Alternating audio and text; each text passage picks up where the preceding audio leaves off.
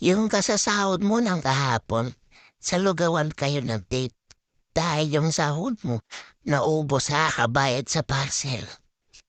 Bayad dito, bayad doon. Dagdagan pa na naubos yung gas mo, kaya wala nang matira sa sahod mo. Dahan-dahan naman sa pagsubo, be, baka mahigop mo ako. Okay lang kahit sa lugawan tayo nagdidit. Ang mahalaga, magkasama tayo. Isipin na lang natin sa mamahaling tayong restaurant kumakain. Bawi na lang tayo sa susunod na payday. Ang mahalaga, nag enjoy ka naman sa pagsubo. Ngayon ko lang napansin pati pala damit natin kupon. Hihihihihi.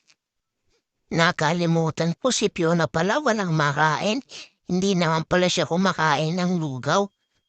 Ano kaya ang ipapakain ko sa kanya? Bukas ko na lang siya bibilan. Sana hindi na siya mangulit habang natutulog tayo. Napakakulit pa naman niya. Pag alam niya ng umaga na.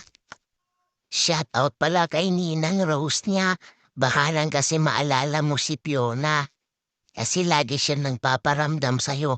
Lagi niyang sinasabi, Ninang, Ninang, Ninang Rose, saan ka na? Payday kahapon, sana naalala mo ako. Buti na lang hindi nagalit.